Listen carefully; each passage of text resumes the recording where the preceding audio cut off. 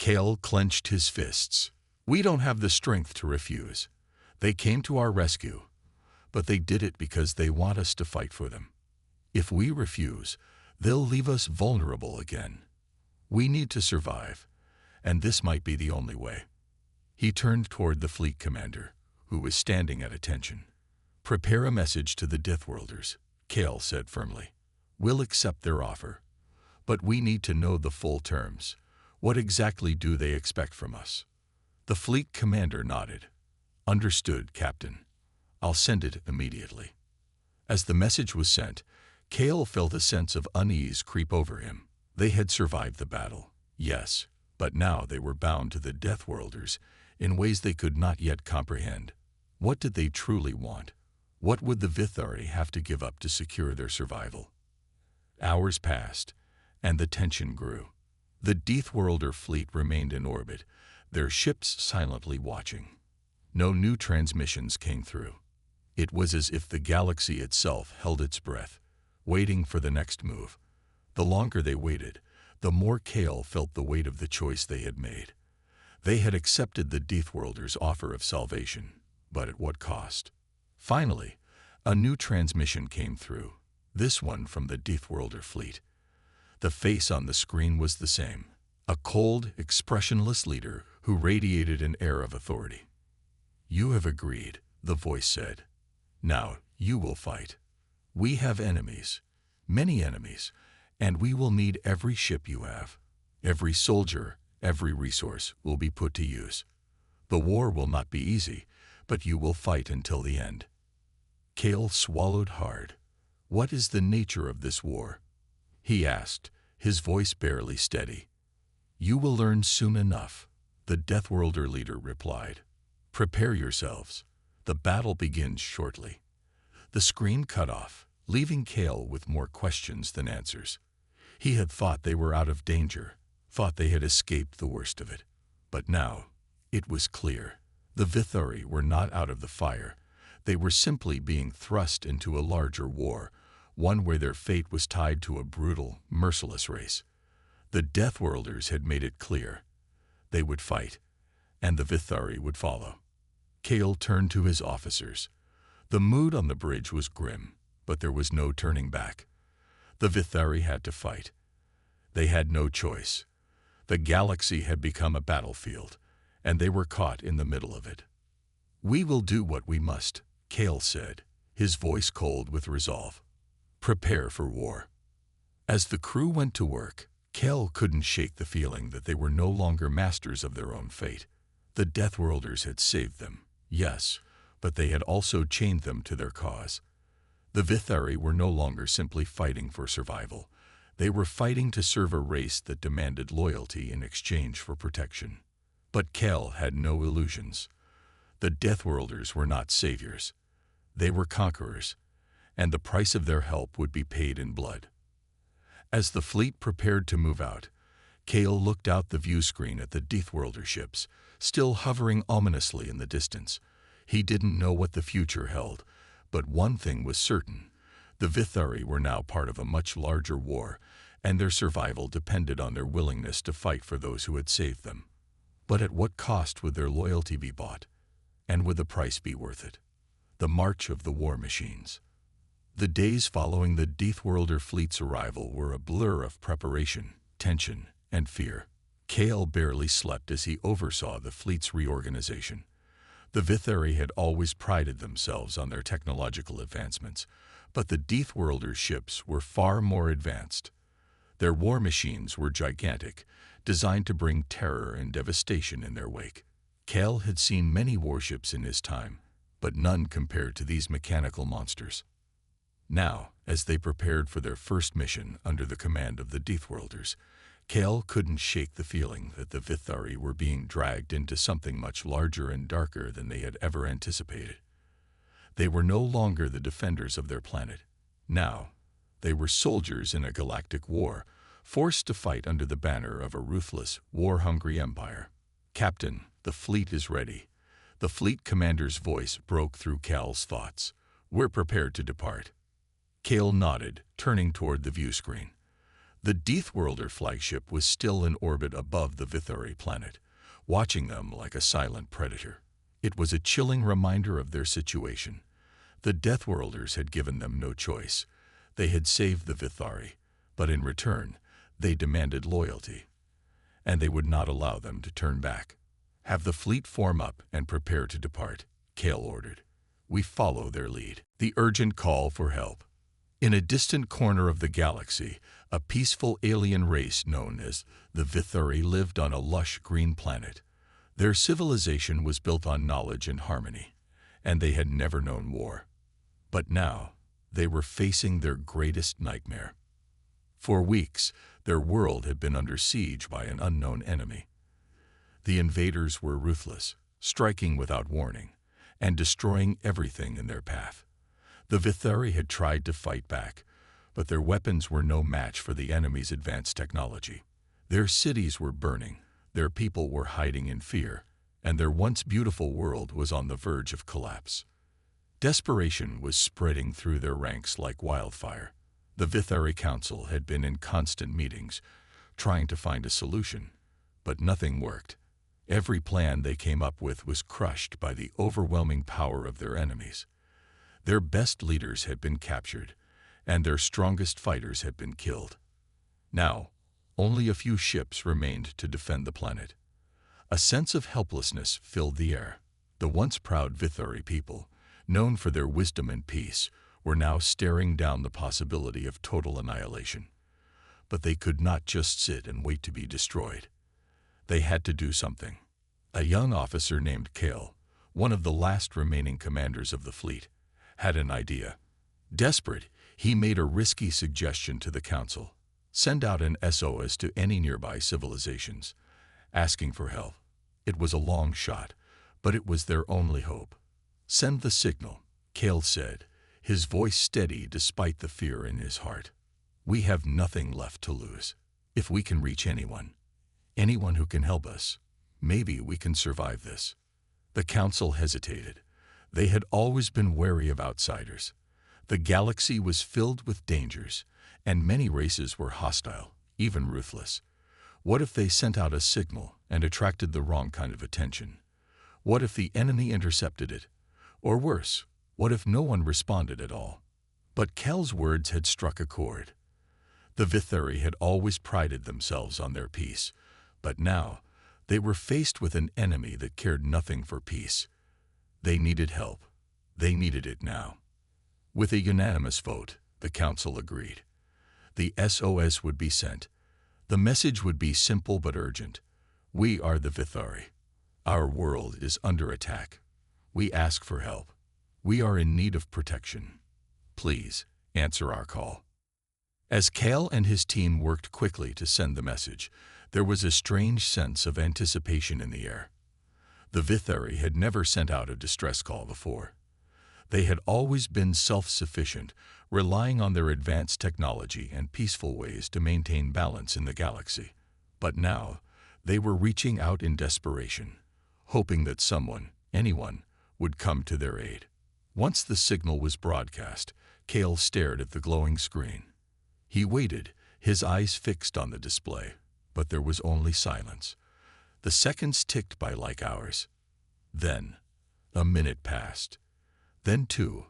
His heart began to race. Had they made a mistake?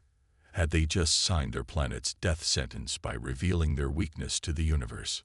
"Do you think they will come?" one of Kel's officers asked, his voice trembling. Kale didn't answer right away. He didn't want to give false hope, but deep down, he knew they had no choice.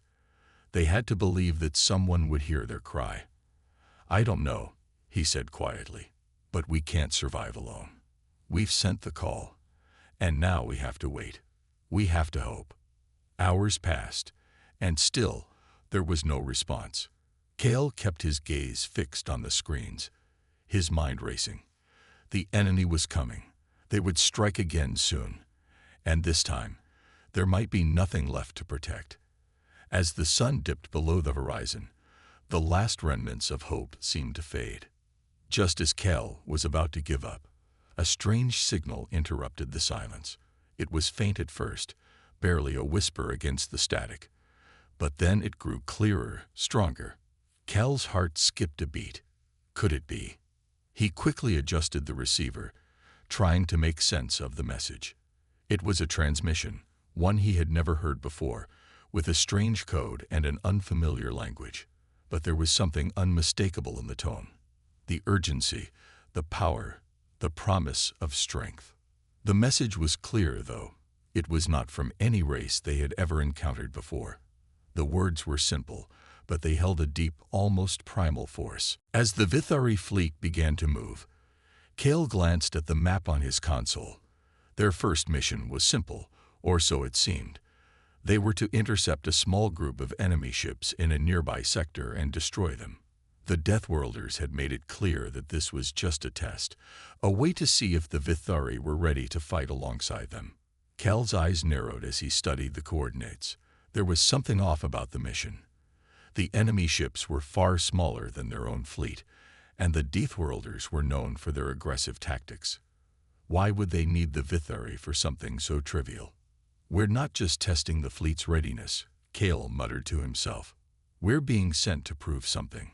The mission was a test, but not just of strength. It was a test of loyalty. If they succeeded, the Vithari would prove themselves worthy of the Deathworlders' trust.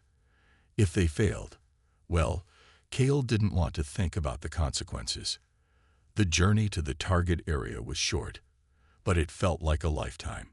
The Vithari ships formed up alongside the towering Deathworlder warships, and the tension in the air was palpable. As they neared the enemy fleet, Cal's pulse quickened. The ships on the radar were small, but there were a lot of them. Dozens of vessels, likely a scouting party or small raiding fleet. But what caught Cal's attention was the flagship at the center of the formation. "That ship," Cal said, his voice trailing off as he looked at the large warship on the view screen. "It's not theirs." The flagship was unlike any other ship they had encountered. It was sleek, fast, and far more advanced than anything Cal had ever seen. It was not of the Vithari design, nor did it belong to the Deathworlders. It was a ship that could belong to only one group, their enemies. "This is no small scouting party," Cal said, realizing what they were up against. "This is a serious threat." "Are you sure, Captain?" the fleet commander asked, uncertainty creeping into his voice. "It's a small fleet. We can easily overpower them." Cal shook his head. "We can't underestimate them. That flagship is key. If they have something like that, they're not just a raiding fleet. They're prepared for war." He turned to his tactical officer. "Prepare all weapons. Lock onto that flagship and target their weak points. We're going in full force." The officer nodded, his hands flying over the controls as the Vithari ships powered up their weapon systems. The Deathworlder ships, meanwhile, remained eerily silent, their war machines holding their ground. "We're ready to engage, Captain," the tactical officer reported. Cal took a deep breath and gave the command. "All ships, open fire."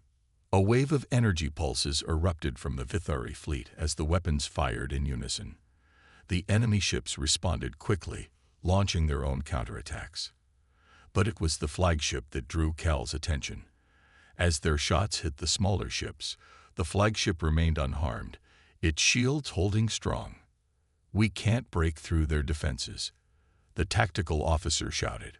Cal's heart sank as he watched the battle unfold. The Vithari fleet was powerful, but they were up against something far more advanced. The Deathworlder ships remained silent, their commanders offering no guidance or support. It felt as though they were being left to fend for themselves. "Captain, they're starting to counterattack," the fleet commander warned. "We need to retreat." But Cal refused to retreat. They had come here to fight, and they would not back down. If the Vithari were going to survive, they had to prove themselves now. "Hold your ground," Cal barked. "We cannot let them think we are weak." With a determination born of desperation, Cal ordered another volley of fire.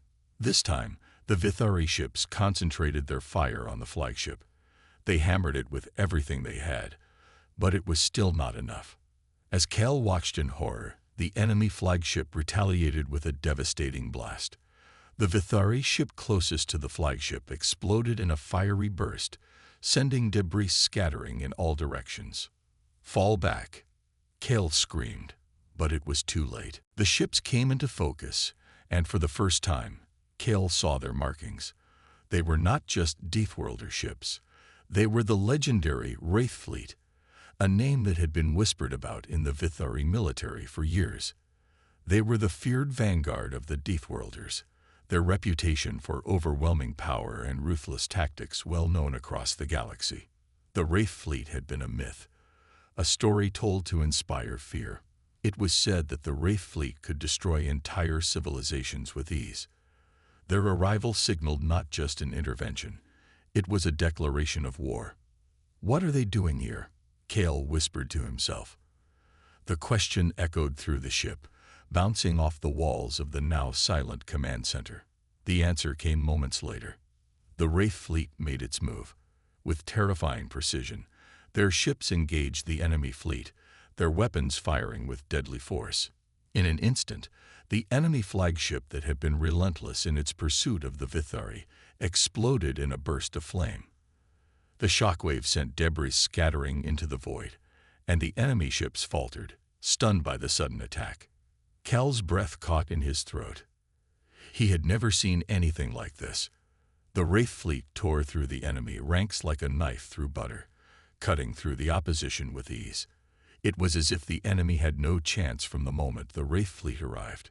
The Vithari ships, once struggling to keep up with the enemy onslaught, were now emboldened. As the Wraith Fleet wreaked havoc on their foes, the remaining Vithari ships began to fire with renewed strength. The tables had turned. The Vithari fleet was no longer on the defensive. They were now part of a larger force, one that was overwhelming in both numbers and firepower. "We've got them on the run," Tanner shouted. "They're retreating." Kale felt a mix of emotions: relief, confusion, and even fear. The battle was still raging, but now it was clear that the Vithari were no longer alone. The Wraith Fleet was on their side, at least for now. But Kale couldn't shake the uneasy feeling gnawing at him. Why had they come? What did the Wraith Fleet want? The Deathworlders had shown no sign of compassion before, and now they had intervened with a force unlike anything Kale could have imagined. But what would happen next? "We have them cornered," Ryla said. "They're breaking formation. It's over." But Kale wasn't so sure. He watched as the Wraith Fleet moved through the enemy lines, decimating the opposition with chilling efficiency. Yet even as they closed in on the final remnants of the enemy fleet, Kale couldn't shake the feeling that something was wrong. The Wraith Fleet was powerful, unstoppable, but what was their true purpose? What were they expecting in return? As the battle reached its peak, Kale knew one thing for certain: the war had taken a new turn. The Vithari might have won this battle, but the real struggle was just beginning. The arrival of the Wraith Fleet had changed everything. And now the Vithari were caught in a web of power and influence far beyond their control. And Kel's mind raced with the question that haunted him. Why had they come? What did the Wraith Fleet want from them? The price of power. As the final enemy ships turned to retreat, their remaining forces scattered and broken. The battlefield fell silent. The once chaotic scene had shifted into a grim, eerie calm. The Wraith Fleet, having decisively crushed the opposition, hovered over the wreckage of the defeated enemy. Their ships remained poised, as if waiting for something, their blackened hulls gleaming ominously in the darkness of space. Kale stood at the command center, watching in stunned silence. The Vithari fleet, though battered, was intact. Yet the sense of triumph was overshadowed by an overwhelming unease. They had survived, yes, but at what cost? Ryla turned toward him, her face pale with both exhaustion and awe. We've won, but this doesn't feel like victory. Not really. He turned toward the view screen once again, watching as the enemy flagship closed the gap. A single ship, smaller than the others but still formidable, broke off from the enemy formation and began heading directly for them. Its weapons hummed to life, and Cal knew what was coming next. Brace for impact. Cal yelled, but he knew it was too late. The enemy ship fired. The blast hit the Vithari flagship square in the side, sending shockwaves through the hull. The ship rocked violently, throwing everyone in the command room off balance. Alarms blared, lights flickered, and the ship shuddered from the force of the blast. Cal struggled to regain his footing, cursing under his breath. He couldn't believe it. They were so close to victory, and now they were being torn apart in the final moments. He refused to accept it, but deep down, he knew the truth. "We've lost communication with the rest of the fleet," Captain Ryla said, her voice cracking. "It's over. The enemy, they've beaten us." Cal looked out at the battle unfolding before him. The enemy ships were closing in for the final blow, their fire relentless. And still, the Deathworlder ships did nothing. A thought flashed in Cal's mind. What if the Deathworlders had never intended to help them? What if they had only been using the Vithari as cannon fodder, testing them in a battle they could never win? "Captain," Tanner shouted, "we're being targeted again. We can't take another hit." Cal felt his stomach twist. The Deathworlders had made their choice. It was clear now. They had set the Vithari up for failure, and there was nothing Cal could do to stop it. But one thing was certain: the Vithari were not going to die quietly. If they were going to go down, they would go down fighting. They would not let their enemies think they were weak. Cal would make sure of that. "All ships, return fire," Cal bellowed. "We fight until the last ship is gone." In that moment, Cal understood the true cost of this war. It wasn't just about survival.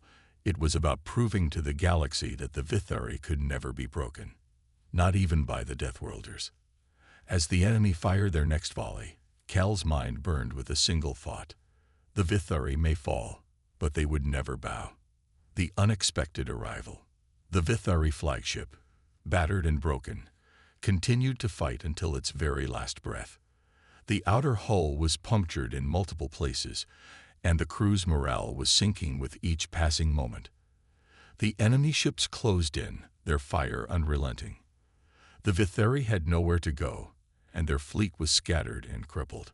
Despite their desperate attempts to send distress signals, there was no reply, no sign of help. Then, in the midst of the chaos, the unexpected happened. Out of the corner of the tactical officer's screen, a strange flicker of light appeared. It wasn't from the enemy ships, nor was it a standard transmission from the Vithari fleet. It was something new, something foreign. Ryla, the communications officer, quickly adjusted the settings to focus on the signal. "Captain, we've got a signal. It's not from the Deathworlders, but it's coming from the edge of the system," Ryla said, her voice trembling with disbelief. Cal's heart skipped a beat. The Deathworlders, whom they had depended on for their survival, had been silent for far too long. Now, out of nowhere, an unknown signal appeared. Was this the help they had been waiting for? Or was it just another cruel illusion? "Open the channel," Cal ordered, his voice firm but uncertain. The last thing he wanted was false hope, but something inside him told him this was different. The flickering light stabilized on the view screen, and a new image appeared. A fleet. A massive fleet. But it wasn't like anything the Vithari had seen before. These ships were enormous, far more imposing than the enemy vessels that had been tearing their fleet apart. "What is that?" Tanner asked, his voice barely above a whisper. The fleet was unlike any Cal had ever imagined. These ships were sleek and dark, their hulls gleaming with an eerie, almost unnatural shine. They moved with precision, and their presence felt like a storm on the horizon, both beautiful and terrifying. "Identify them," Cal demanded.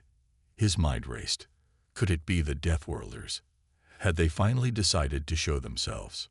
Ryla quickly ran a scan.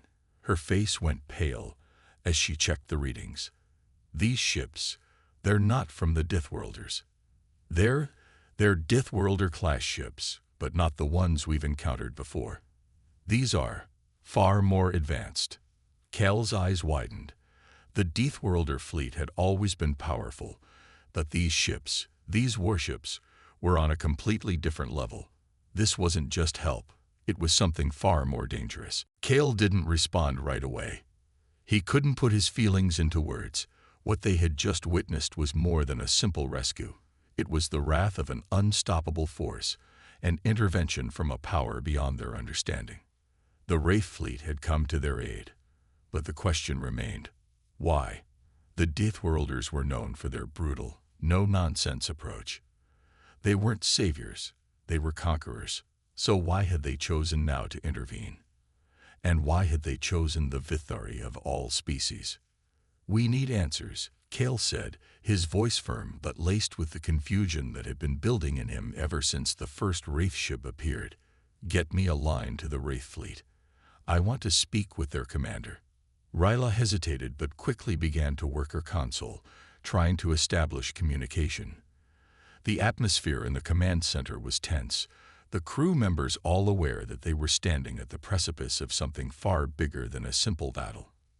Minutes passed before a signal finally came through. The view screen flickered, and a dark silhouette appeared. The figure was draped in shadow, its face hidden, the deep voice that followed sending a chill through the room. "This is Commander Zakra of the Wraith Fleet." The voice resonated, calm and measured. "We have come to your aid." Cale didn't waste time with pleasantries. "Why? Why did you come now, when all hope seemed lost? We were abandoned, and yet you showed up at the last possible moment. What do you want from us?" The silence on the other end was palpable. For a long moment, the only sound was the quiet hum of the ship's systems. Then, the figure on the screen spoke again. "Your species is unique," Commander Zakra said slowly, as if weighing every word. "You are the only ones who have the potential to understand what is truly at stake. The galaxy is on the brink of destruction, and we need soldiers like you, like your people." Cale's heart skipped a beat. "Soldiers. We've been fighting for our survival, not for conquest." Zakra's form shifted slightly, the shadows around the figure deepening as he leaned forward. "You misunderstand. This is not about conquest. The universe is fractured, and its fate hangs in the balance. You, the Vithari, are but a small part of a much larger war. The threat that looms is not one you can fight alone. It will consume everything. We've been watching you, and we've decided you will stand with us." The words hit Cal like a hammer. His people had fought for survival, for their freedom, and now they were being pulled into something much larger. The Wraith fleet had come, not just for their help, but to recruit them for a war they hadn't even known existed. "Why us?" Cale asked, his voice steady despite the storm brewing in his mind. "What makes us special?" Zakra's response was chilling. "You have the strength to fight and the resolve to survive. The others, they falter. But you, the Vithari, understand what it means to endure. You are Deathworlders, and you are needed for the fight to come." The command center was silent. The crew had been listening in, and now they looked at Cale with a mix of fear and hope. They had just been saved, but the reality of what was being asked of them was now sinking in. Cale had always known that war was inevitable, but this was something else. They were being drawn into a conflict that spanned the galaxy, one that would demand everything from them. There would be no turning back. "I understand," Cale said, his voice firm despite the uncertainty that gripped him. "But make no mistake, Commander, if we are to fight alongside you, we will do so on our own terms." Zakra's voice, though still dark, carried a note of approval. "Very well, Cal of the Vithari. You will have the autonomy you desire. But understand this. The price of power is high, and once you commit to this fight, there will be no turning back." Cale nodded grimly. The decision had been made. He didn't know what the future held, but he knew one thing. Their survival depended on their ability to adapt and fight. The Wraith fleet had shown them a glimpse of what was coming, a war that would reshape everything. The Vithari were no longer fighting for their survival alone. They were now part of a much larger struggle, one that would test their strength, resolve, and unity. And Kale knew, deep in his bones, that the true battle had only just begun. As the communication ended, Kale turned to his crew, his eyes hard with determination. "Prepare for what's to come. We got a war to win." The crew nodded, the weight of the decision settling on their shoulders. The Wraith fleet had arrived, but the cost of their help was far greater than anyone could have imagined. The Vithari were about to become players in a galaxy-spanning conflict, and their fate, as well as the fate of the entire universe, hung in the balance. "We receive your call. We are the Deathworlders. Prepare for what comes next." Kale froze. The Deathworlders, a name that had been whispered in fear across the galaxy. They were known for their unmatched ferocity, their endless war capabilities, and their relentless survival instinct. Many considered them to be unstoppable, and their reputation was enough to make even the bravest species hesitate. Cal's heart raced, but this was not the time for fear. The Deathworlders had responded. Whether this was a curse or a blessing, he didn't know. But for the first time in weeks, he felt a glimmer of hope. Someone had answered their call. But the real question was, would they be the saviors the Vithari needed, or would they bring even more destruction? As the message continued to echo in his mind, Kale realized that their fate was now in the hands of the Deathworlders. The arrival of the Deathworlders. The Vithari fleet, what remained of it, was scattered around their planet. Most of their ships had been destroyed in the previous attacks, leaving only a handful of the most damaged vessels. They had barely enough power left to maintain basic functions, and their communication systems were on the brink of failure. Kale stood at the command console of the largest remaining ship, his hands clenched around the controls. He couldn't shake the weight of the message the Deathworlders had sent. "We received your call. We are the Deathworlders. Prepare for what comes next." The words echoed in his mind, both a lifeline and a harbinger of uncertainty. He glanced at the view screen, where the once vibrant, peaceful world of the Vithari now appeared as a darkened shadow, with smoke rising from the cities below. The invaders were still there, circling the planet, as though they were waiting for something. Hours passed, the tension mounting with every passing second. The Deathworlders had promised their arrival, but there was no sign of them. Kale didn't know whether to feel relief or dread. These Deathworlders had a reputation across the galaxy, one that was feared by all. They were a species from a planet known for its constant state of war, a race whose name alone struck fear into the hearts of the bravest. Kale's mind raced with questions. What would they do? Could they really save them? Or would they come only to destroy? He couldn't deny that part of him felt a strange sense of hope. If anyone could turn the tide, it was the Deathworlders. They were warriors through and through. Suddenly, the ship's systems blared to life, the alarms ringing out, and Kel's heart skipped a beat. Something was happening. "Captain, we have a contact."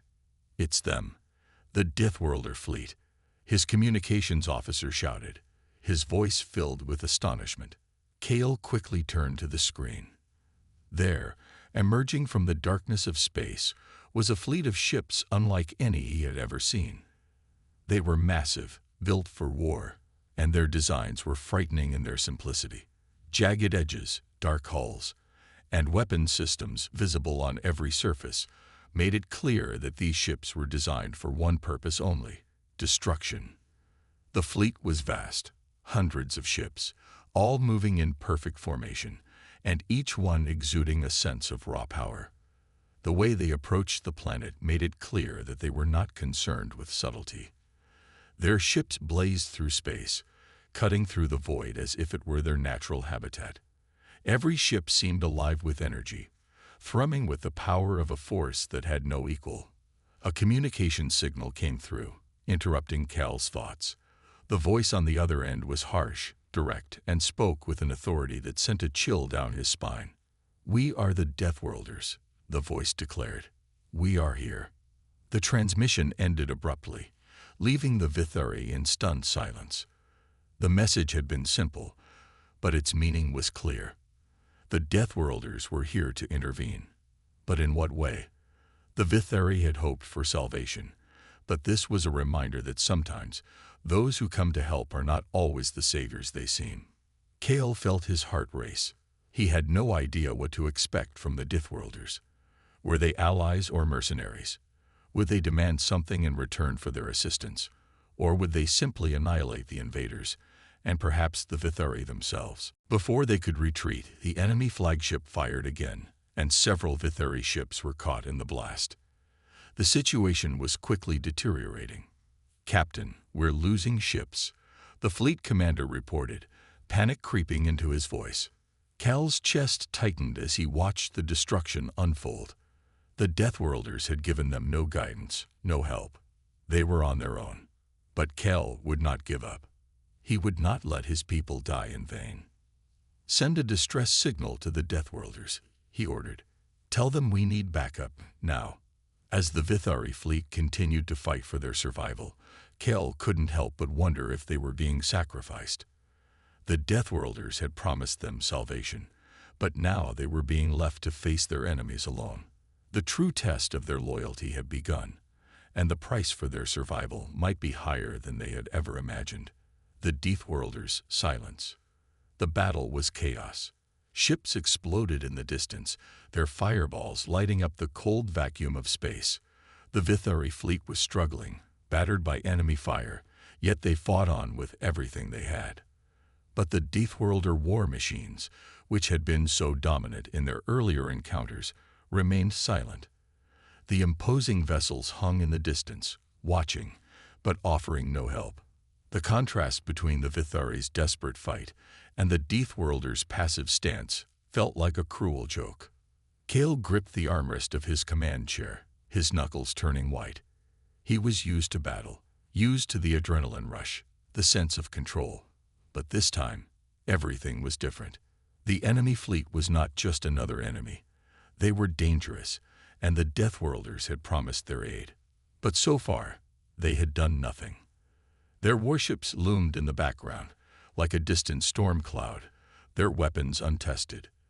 The Vithari were alone, fighting an enemy far superior in firepower. "Captain, we can't hold out much longer," said Ryla, the communications officer, her voice strained. "We've lost more ships. Our shields are failing, and the enemy flagship is closing in fast." Cal's eyes flicked to the view screen. The enemy flagship was enormous, dwarfing even the largest Vithari ships. Its shields were still intact, while the Vithari fleet was slowly being whittled away. The flagship's weapons fired in rapid succession, sending shockwaves through the fleet. The impact was brutal. One of the Vithari cruisers exploded into a cloud of debris, its hull shattered by the enemy's superior firepower. "Retreat," Cale ordered. "Fall back to the outer edge of the system. We'll regroup and—" He was interrupted by a blaring alarm. The tactical officer, Tanner, looked up, his face pale. "Captain, we've lost all communications with the Deathworlder fleet. No response to our distress signals." "Why?" Cal's voice was low, almost a growl. "Why aren't they answering us?" Tanner couldn't provide an answer. The silence from the Deathworlders was deafening. Cal knew they weren't out of range. The Deathworlder ships had powerful communications, capable of reaching vast distances in space. This was deliberate. But why? What was the point of saving the Vithari if they weren't going to offer any help when it counted? His mind raced, trying to piece together the puzzle. The Deathworlders had saved them from the brink of annihilation, giving them a chance to rebuild, only to leave them stranded when the real test came. Why had they insisted on a partnership? Were they truly allies, or were the Vithari being used as pawns in a much larger game? Cale stood abruptly, his anger rising. "Send another distress signal. I want them to hear us. I want them to know that we are still here, still fighting." Ryla nodded quickly and began transmitting, but Cale knew it was pointless. The silence from the Deathworlders remained unbroken. They were playing a dangerous game, one that Cale wasn't sure he understood. It was as though the Vithari had been thrown into a test they had no chance of winning. The battle was not just against the enemy fleet anymore. It was against the indifference of their supposed allies. Minutes passed, but no response came. The Vithari fleet had retreated as far as they could, but the enemy flagship followed relentless. Their enemy's fire was precise and punishing, cutting down their remaining ships one by one. "Captain, we've lost half our fleet. Our shields are gone, and we're barely holding on," Tanar reported, his voice shaky with fear. Kel's heart sank. This was no longer a battle, it was a massacre. His people, the Vithari, had been pushed to the brink, and the Deathworlder's silence spoke louder than anything. "We must prepare," Kel said, turning to his officers. "We don't know what their plans are, but we must be ready. If they are here to fight, we fight with them. If they intend to destroy, we must survive." The Vithari ships began to mobilize, despite their poor condition. The fleet was small, but they had no choice but to stand firm. Kel looked out at the approaching Deathworlder ships. The fear in the pit of his stomach was undeniable, but he couldn't let it show. If the Vithari were to survive, they needed to trust the Deathworlders and be ready for whatever came next. The two fleets were now in close proximity, and Kel felt the pressure mounting. The invaders who had been circling the planet paused in their attack, as though sensing the new force that had arrived. Silence hung in the air, broken only by the hum of the ship's engines. "Prepare for contact," Kel ordered. "Let's see what these Deathworlders can do." As the fleet approached, the Deathworlder ships began to slow, aligning themselves in a defensive position around the Vithari world. Their power was palpable, and Kel couldn't help but marvel at the sheer force of it. These ships were war machines, capable of wiping out entire fleets with a single volley. The first shots rang out like thunder. The Deathworlder ships opened fire on the invaders without hesitation, and the very space around the planet seemed to shake as the powerful energy blasts erupted into the void. It was chaos. Massive explosions lit up the darkness of space, and Kel watched in awe as the Deathworlders began their assault. But what shocked him the most was the precision of the attack. There was no indiscriminate firing, no reckless bombardment. Every shot, every move, seemed calculated. It was a brutal dance of war, but it was also controlled. The enemy ships attempted to retaliate, but they were outclassed in every way. The Deathworlder ships were faster, more agile, and their weapons more advanced. The invaders' defenses crumbled under the sheer force of the attack. Kel's heart pounded in his chest as he watched the battle unfold. It was happening so quickly, so decisively, that he could hardly believe what he was seeing. In mere moments, the invaders' fleet was in full retreat, their ships scattered and damaged beyond recognition. The Deathworlder fleet had done what the Vithari could not. But despite the victory, Kel couldn't shake the feeling that they were not out of danger yet. The Deathworlders had saved them, yes. But what would they want in return? What was the price of their help? As the battle ended, the skies above the Vithari world were once again clear, but the question lingered in Kel's mind. What comes next? The price of salvation.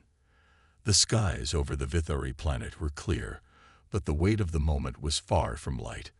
Kel stood on the bridge of the flagship, his hands gripping the railing as he stared at the now quiet space around him.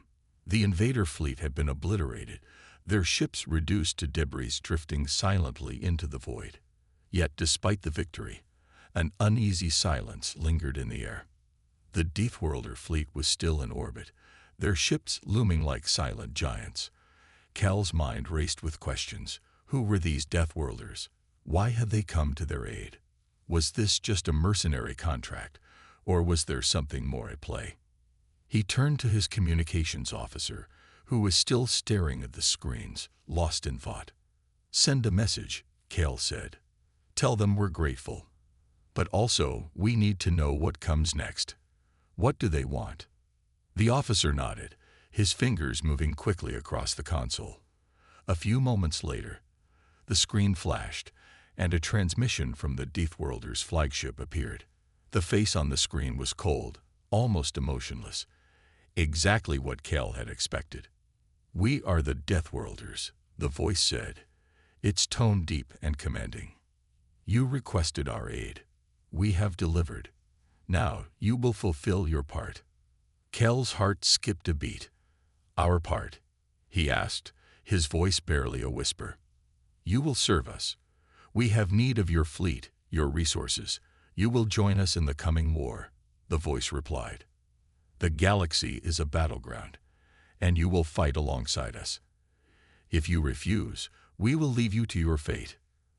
The transmission cut off abruptly, leaving Kel in stunned silence. His mind raced as the implications of their words sank in. They had saved the Vithori, but only because they needed something in return.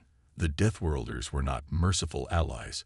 They were conquerors, driven by their own relentless hunger for dominance. "We have no choice," Kel muttered under his breath.